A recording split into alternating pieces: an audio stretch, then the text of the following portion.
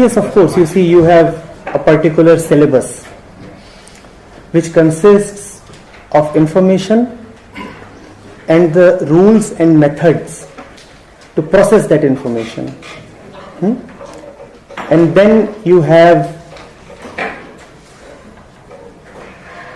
an examination which is testing you much more on your memory and the system that processes a particular kind of information than on anything else. So you have made the system, you can decide to give them 90% or 99%, or if you so want, you can modify the question papers to give them only 50%. So that's it. It does not prove or disprove anything.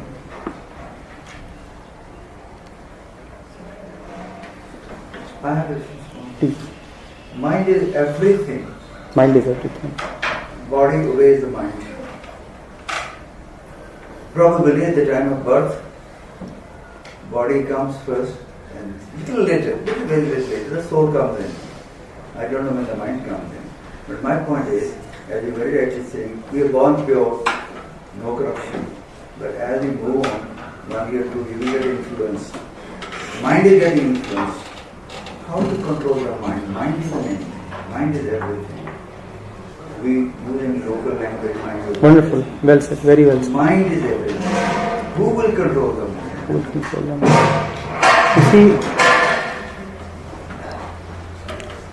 You see, as teachers, probably the question translates to,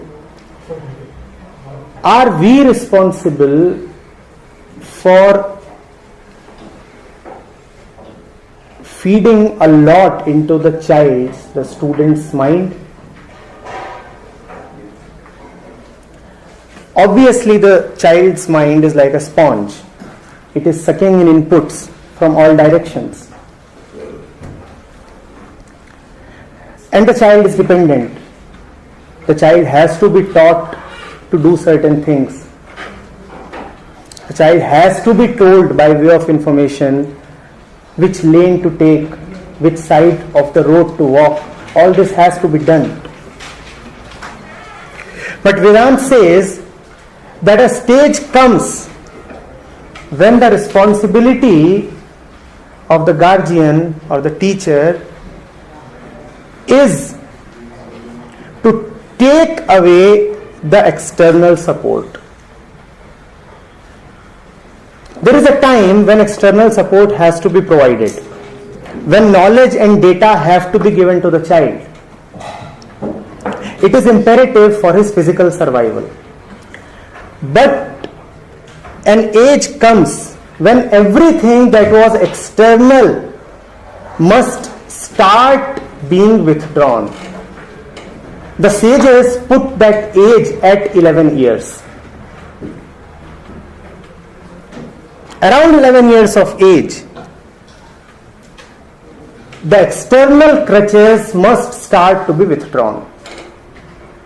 And when you withdraw the external, then the space is created in which the internal can blossom. If external support persists even after the student enters teenage, then his own internal faculty, which you can call as related to the heart, will never really open up. So as teachers, our responsibility then is to reveal to the student how deeply conditioned and dependent he is. And if he is conditioned and dependent, then the revelation of the dependency is the first step in the removal of the dependency. Vedanta calls it by the name of neti neti. You look at something, and in looking at something, you come upon the falseness of the thing. You learn that it is false. It is not proper. This realization itself drops that thing. So a student comes to us.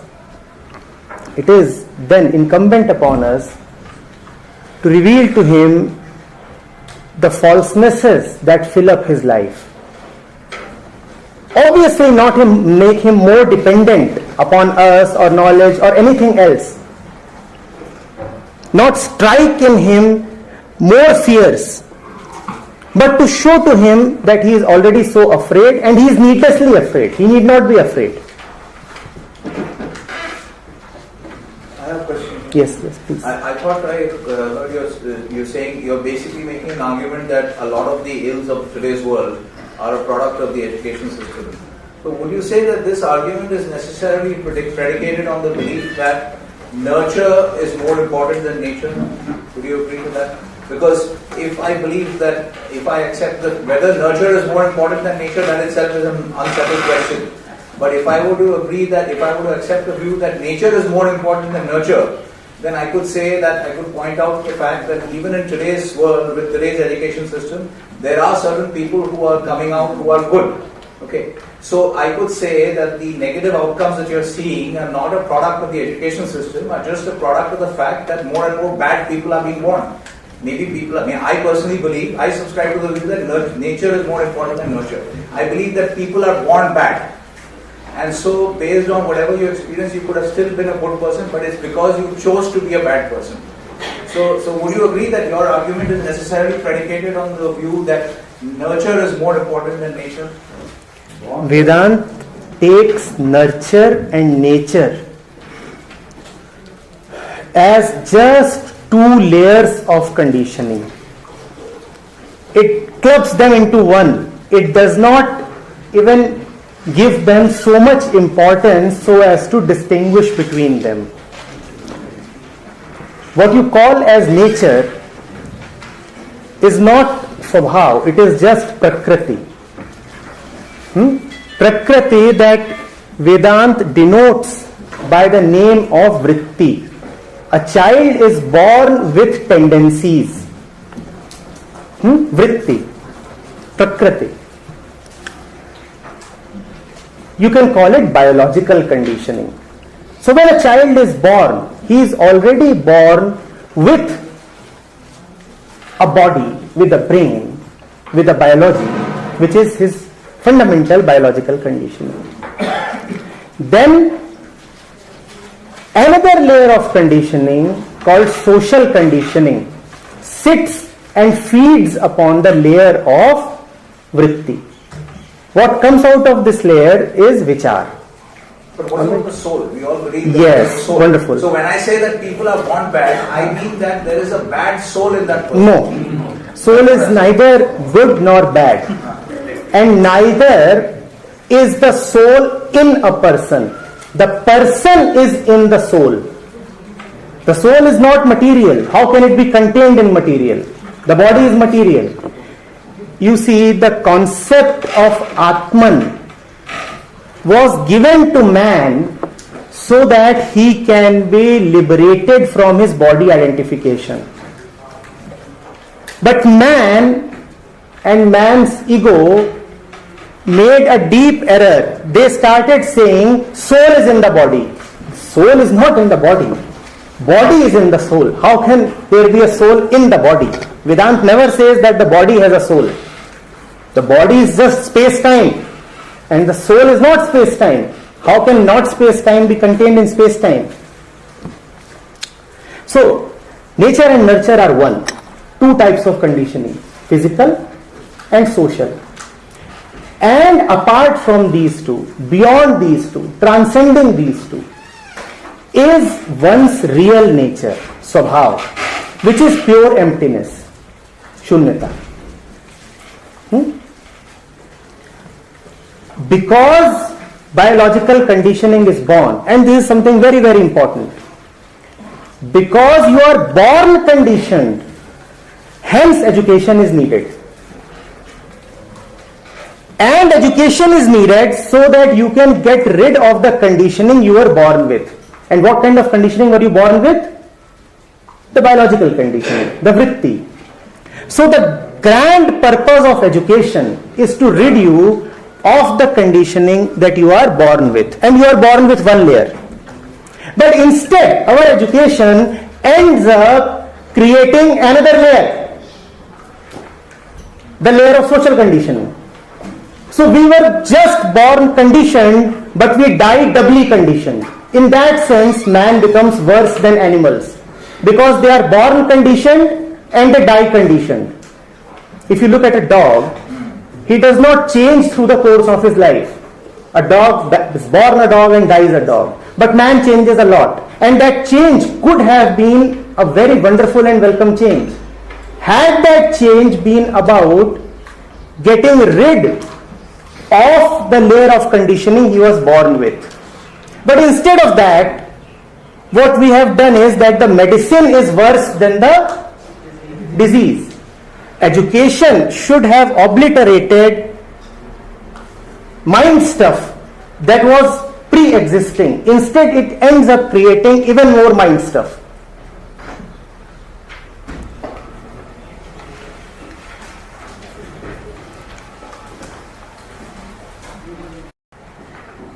Yes. Can you put some light on avidya, the deep darkness?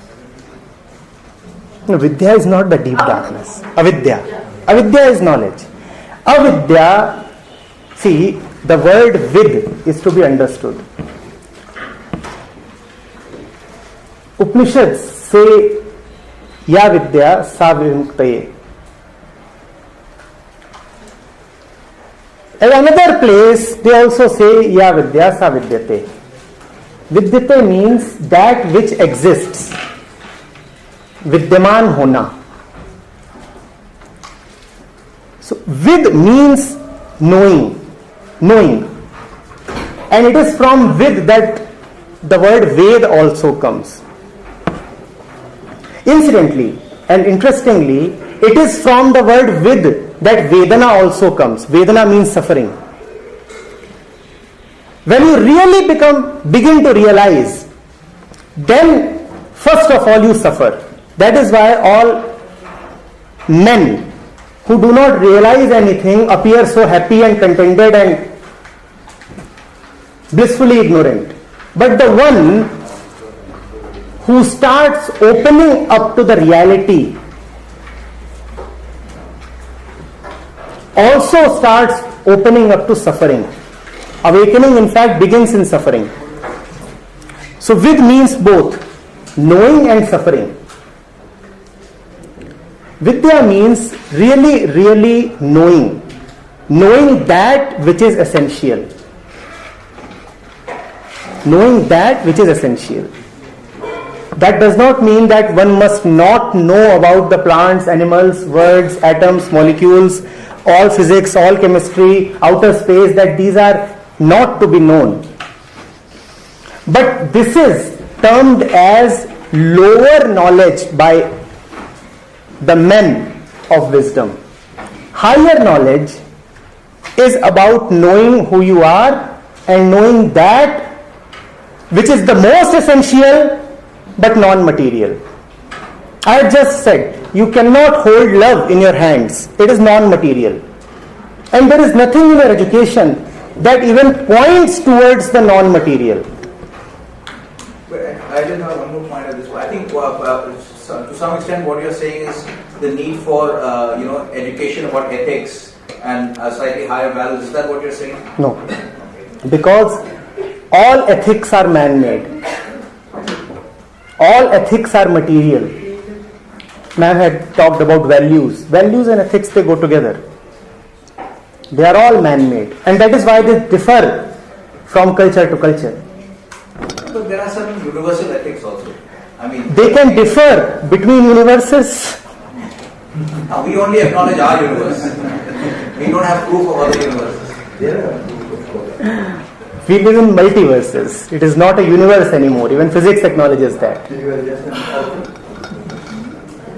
Are you ambitious? Yes, very ambitious. extremely ambitious. You know, when ambition is limited, it is of the mind. When the desire is something emanating from the mind, it is called ambition, ordinary ambition. But when the desire is related to the heart, then it is extraordinary ambition, then ambition is called devotion. I am extremely ambitious. What does it mean to be extremely ambitious? It means you want only the ultimate and you do not want any of this here and there stuff. You have set the highest target possible, the param, the transcendental. That is what it means to be extremely ambitious. So in the way that you're, if I understand it right, the way that you're using the word ambitious now, say even Ramakrishna Paramahansa was ambitious. Very ambitious.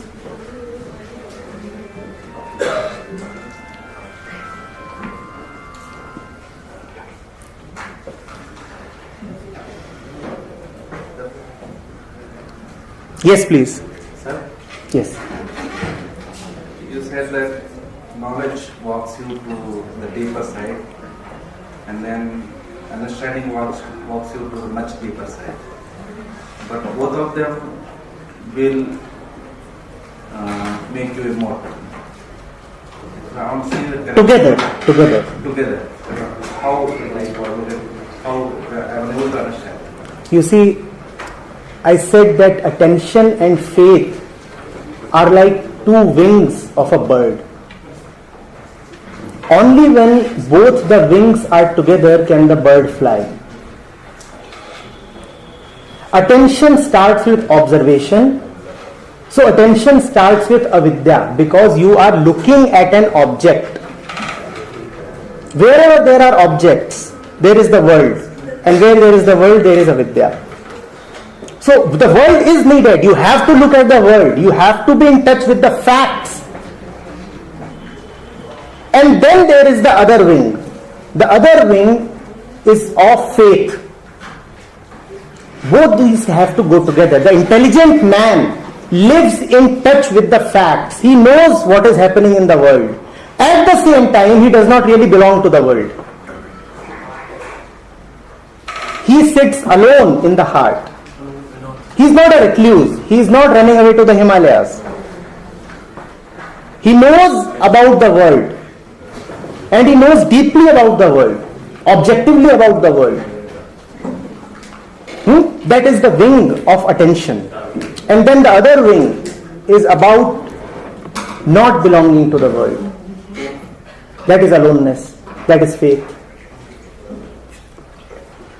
So this avidya, that if we wanted to bring in elements of avidya into education, I mean, what kind of things, because as you said, first I thought you were talking about the need for an ethical approach. No. But you're saying it's not that. No, not then that. what is it if you're going to bring that in? Because if we, I mean, ethical approach is easy to understand, I can say, go and work. Easy and boring.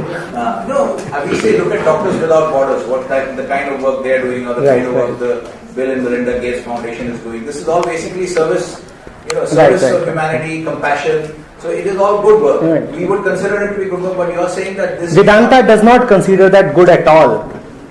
Vedanta says... So what would that be then? Because then I am a little bit lost about what this avidya really should be. I mean, when we talk about... So that is the first stage.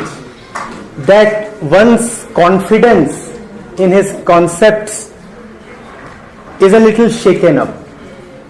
When I started speaking, as you are saying, we immediately make concepts. We immediately start thinking that we know what the speaker is going to talk about. Truth is not predictable at all. It proceeds, the whole thing proceeds through a rejection and refusal of what the mind is currently occupied with. But what the mind says is, I do not want to get rid of what I already have. Tell me what more can you give to me? I have x and I have come to this room, so give me y, I'll be enriched, I'll have x plus y. But the entire method is to not to have y on top of x, but to get rid of x itself. And after that there is a clean emptiness. That is what this whole thing is about. Getting rid of oneself. Getting rid of x, not adding y to x. Hence, it is a little scary in the beginning, because one is shown the fallacy of his life. One is shown the shortcomings of the way one lives, operates, his value systems, his belief systems, his whole way of decision making. So in the beginning one does not quite like it. But as one moves deeper, there is a charm here, there is a love affair here. So I actually now what I'm looking for is basically the sense I got is that obviously that which I also agree that just that vidya is just that knowledge part, which is obviously not it's inert. Okay, it may be voluminous, but it is inert. So we need to put there has to be an element of the soul in it. But here, what I'm saying is that the last part which you said is that we are not going to give anything extra. We are going to just remove the X part of it. So we are going to create the emptiness. Just get them comfortable with the emptiness. So that also, to some extent, I understand. No, not really. It is not about getting them comfortable with emptiness. You see, when you say that I am comfortable with a black kurta and a white kurta, then whether you wear black or white, you are essentially the same, right? In the case of the mind, the story is totally different. The mind is what its contents are. The mind is what it wears. So the moment, now you have a mind that contains X. And if X starts going away, starts dropping, then it is not that your mind is changing. The fact is you are getting a rebirth. It is not like changing shirts where you are the same and just the shirt is changing. The mind is its contents. Remember, the mind does not contain things. Understand the difference between these two statements. The mind does not contain stuff. So when there is no content, there is no mind. There is no mind. Wonderful. Very well said. Beautiful. So it is not that I will become comfortable with emptiness, because I am not the same anymore. So there is no question of becoming comfortable with emptiness. Had I remained the same, there would have been a need to become comfortable with something new. As the mind has dropped its baggage. So there is no I also. Very wonderful. Very, yes. The I has changed. I am not the same anymore. That's why I use the word rebirth. Rebirth.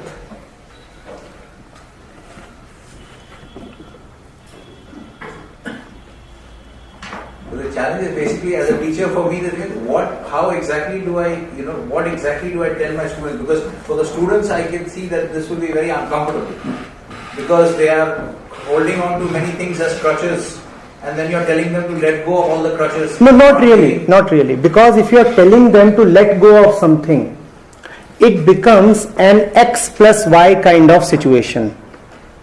I have my concepts, and now I have another concept which says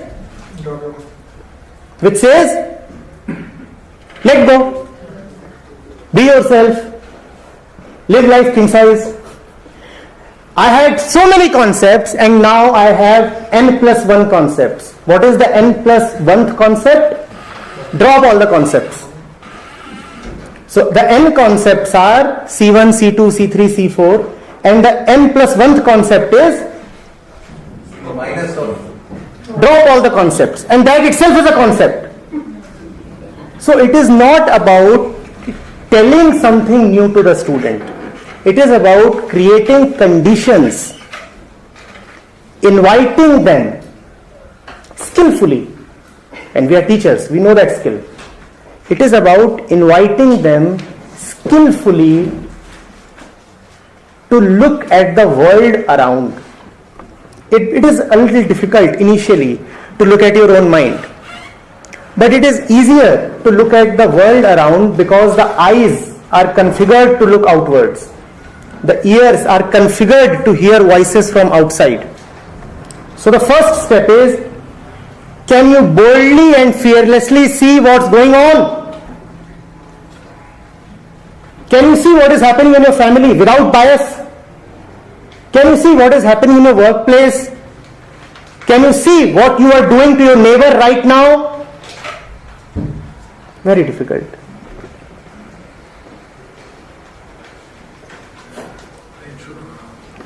Can you see what is just happening at the level of the senses, at the level of the fact? We are not even talking of the truth.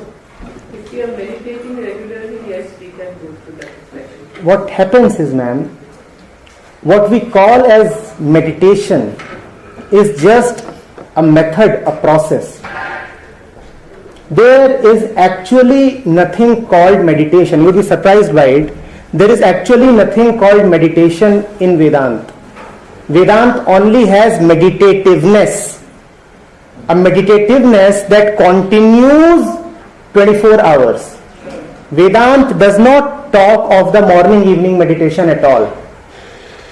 If you are in a self-reflective mood throughout, then it is possible to know what you are doing to your neighbor. Well said, well said, well said. Very well said. Throughout. The key thing is throughout. 24/7. 24/7.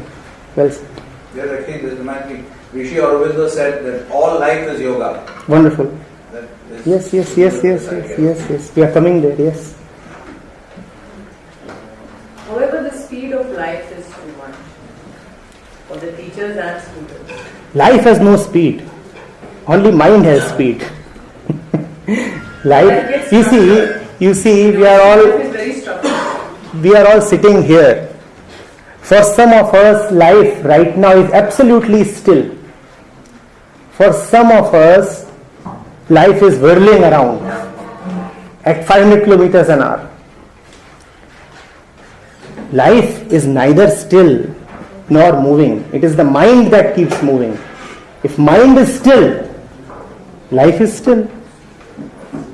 Life is still even in the middle of all the movement. That is the great art of living and teaching. Let there be great movement on the outside, which is avidya, and let there be perfect stillness on the inside, which is vidya. This is what both is. Both is the sublimation of knowledge.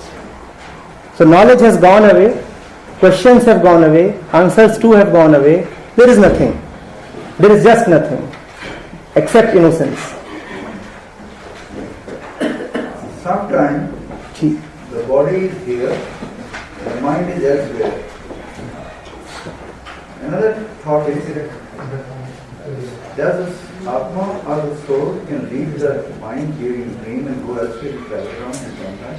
Or is it the mind which goes around and comes back? Yes. Whatsoever is, which is that whatsoever appears to be, whatsoever appears to be moving is mind. Whatever appears, whatever can be thought of is mind. The Atman cannot be thought of. So there is no question of the Atman entering the body or leaving the body or going around here and there. All of these are just superstitions. The body comes to an end with the departure of one. Is that Atma or the mind? Nothing. When what you call as the ending of the body is just a movement in Prakriti. Just as clouds come and clouds go. It's because we are deeply identified with the body, so we start calling event of going as a great death. Otherwise things are happening, right? If you look at it, every happening is birth and death. It begins and ends, right? Happening means it is beginning and ending. Similarly, this configuration of material called the body begins and ends. There is nothing in it related to the Atman. Is the moment so-called life and death, is the mind and the soul? Body is inert, body will be just perishable. What is moving around? Is the mind and the soul together or one? The mind moves around, but the center of the mind, and the center never moves. It's like a monkey that is tethered to some anchor. The monkey is hopping here and there, but the center never moves. It's a bad analogy, because even the center will then be in time and space. But just to explain, I am using it. So which one is immortal, mind or soul? Both are immortal. So with death what moves? Mind You see, moves or soul moves or both moves? very amusingly, Vedanta says that there are two that are anadi, Brahm and Maya. Maya is the very daughter of truth. And by Maya I refer to the mind. Till the time there is the truth, there would also be the outpourings of truth. Mind will also be there.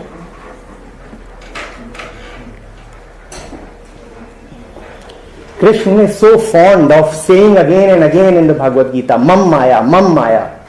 How can it be mortal then? If Krishna is immortal, then how can his Maya be mortal? It will continue. People will come and go. Men will die. Systems will change. The types of Maya will change. But Maya continues. Mind continues. So when you're talking about the soul, are you visualizing the soul as something No, that is... not at all. I am not at all visualizing the soul. In fact, it is under great compulsion that one has to give a word. to it. So it is, so then, okay, fine. So if we are actually, because I was just wondering about whether it is to be conceived of as being... Don't conceive. But I am male, so I can't conceive. So, no, but what I'm saying is that the one question I had Know was the possibilities of science. whether one should think of it as something that can be identified with an individual, like Dr. Sarabji's soul is different from Alvika's soul, or is it a sort of a homogeneous entity that resides in the ether, which is cannot be identified with anybody? Thinking of it is not possible. But one feels a great temptation to think about it. Because one wants to contain everything in thought. Only then one feels comfortable. If it cannot be contained in thought, then you start feeling uneasy. The ego feels bad. What is it that I cannot even think of? I must think of it. A lot is being talked about spirituality and science, Yes. spirituality, technology. These are very good ideas in our education system. We bring a small unit of component spirituality and we start discussing. Nobody can teach probably spirituality, Yes. but we start discussing. It will be good. In fact, you see, an educational institution is by definition a spiritual institution. It is just that because of concepts and notions, the very idea of spirituality has become abused and distorted. We are sitting in a spiritual setting right now. What does spirituality mean? What does the word spirit mean? What does the word spirit mean? That which does not have a body. No, that which is essential, the real truth. Truth. Now, obviously, we do not teach falseness in our classrooms. So, this university is anyway a spiritual place. It is just that science is a very small subset of spirituality. And somehow we don't go beyond science.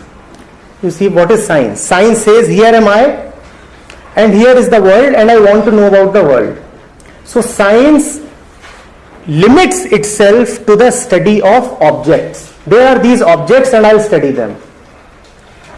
Spirituality says, wonderful, do study the objects.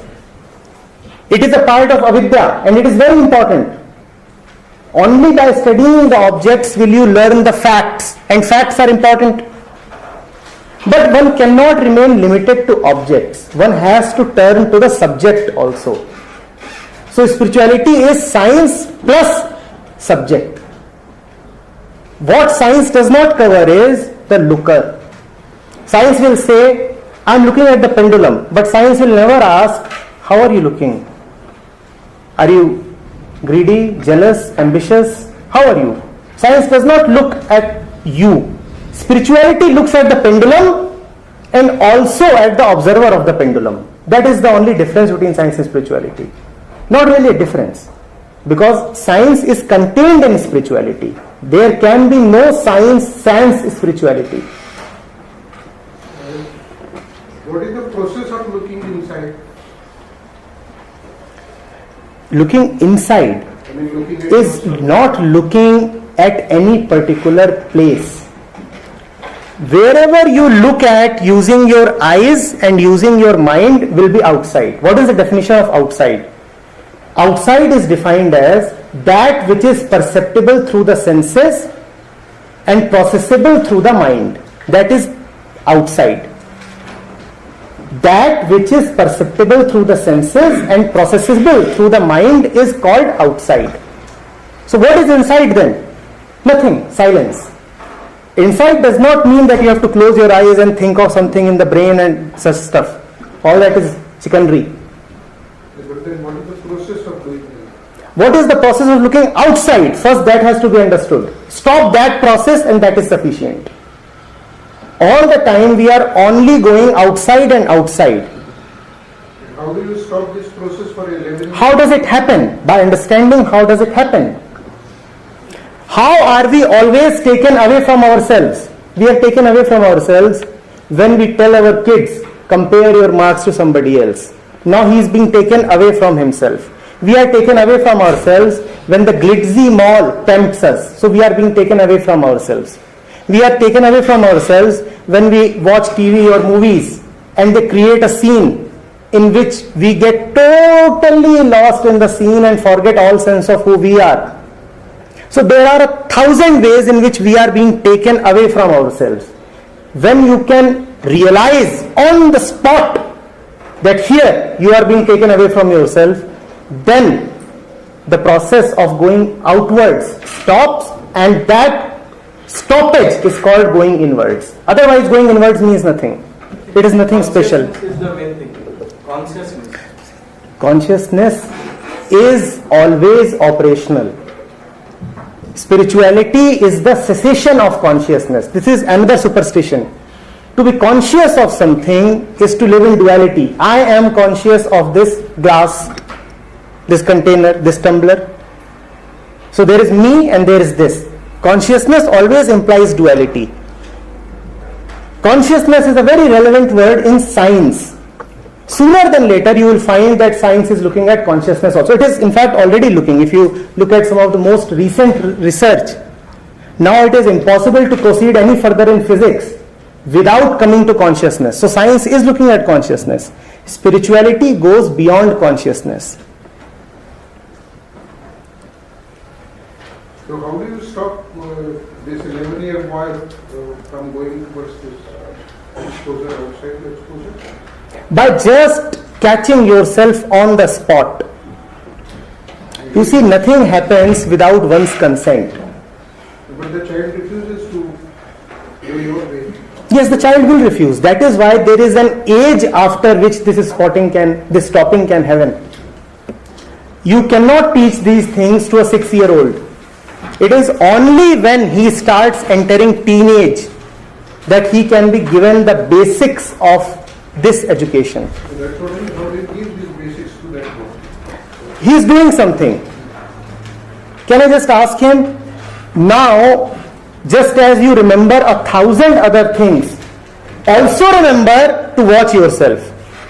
How do you do this? How does it? You can devise basic processes. At Advait, we have a reflections diary. At Advait, we have turned WhatsApp into a tool of remembrance. But that depends on particular situation. One can devise a lot of methods, simple methods. There is a common problem. No, it's not at all a common problem. It's a common problem when you forget to devise methods. You see, even the remembrance that I must have methods comes from being free of the outside. So somewhere it has to start. It starts firstly, if you are asking what is the very first center, it starts by coming in contact with someone who can keep reminding you. If the reminding authority, entity himself is prone to forgetting, then obviously there is no question of remembering. So that authority must be trained first. That authority is beyond you. What that authority must be and where he comes from, that you cannot guess. The only thing you can see is whether that authority remembers. And if that authority remembers, that's it, that's sufficient. You can only request him, you remember, so keep reminding us. That is the second wing of the bird, faith. Having faith in that authority. You remember, kindly keep reminding me. I want to get up at 6 and I know that you get up at 5. Kindly wake me up. Because my own alarm clock fails. And if it does not fail, what do?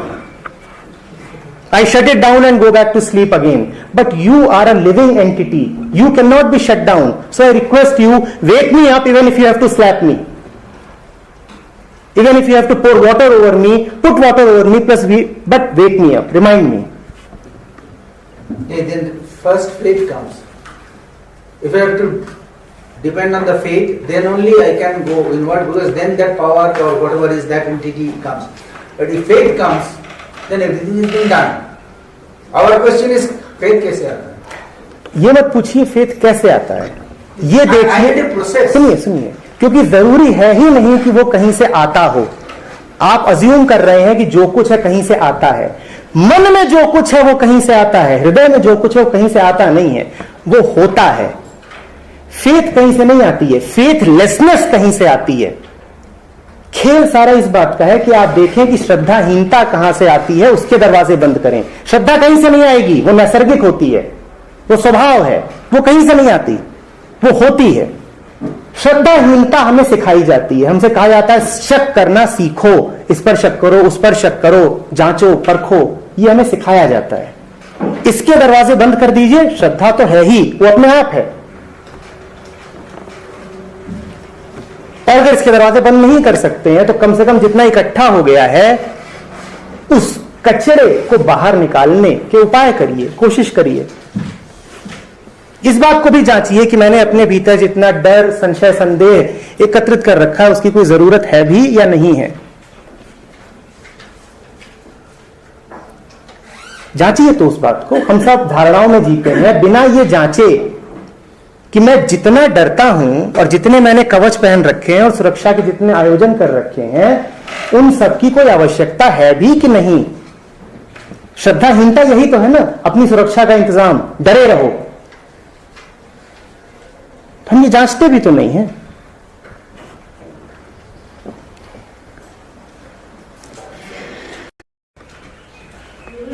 We have been talking about the mind a lot, but when we talk of biology, we just say there is a brain.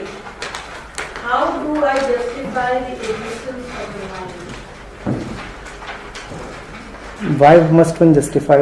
It is there. I mean, if I have to explain to somebody that there is the existence of the mind, how do I say it?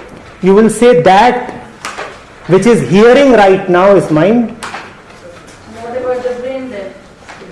The brain is the physical apparatus in which a lot of physical activity is happening. I fail to hear the two. You could then simply say that all the physical and material things are happening in the brain.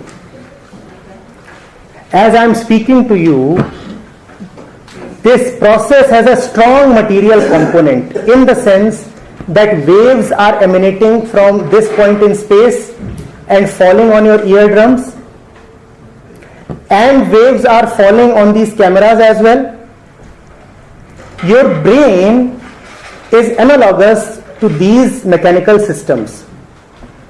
It is recording what I am saying, but you can also understand what I am saying. These camera systems will never understand what I am saying. In that sense, the mind is different from the brain. The brain is like the camera. The mind is brain plus understanding. It goes beyond the brain. But then we say the brain understands. The brain will never understand. How will it? The brain can only have memory. The brain can only process information as per its programming. Understanding is something of the beyond. No supercomputer can ever understand what I am saying right now. So that is exactly what is my dilemma. Where is the seed of understanding? That cannot be thought of. One must not even try that. Do you think it's a convenient answer? It is a very convenient answer. Very, very convenient answer. Why must you look for inconvenience? So what No, is but- your experience? No, but you saying awakening happens only if there is suffering. So inconvenience is the process for awakening. So if you're looking for a convenient answer, You see, you being what you are, you will try again and again to think of the Atman, and you will fail. So you will suffer anyway. Because the truth will not enter your little mind. It is so vast and immense and infinite. It cannot be contained in our little vessels. so why bother about it? Because you are bothering about it. It is not a question of why. Because you are all the time restless about it. What else is your restlessness for? You are all the time searching for something, right? You are all the time hunting for something, and you do not even know what all this restlessness is for. So it is not a question of why bother about it. You are already bothering so much about it.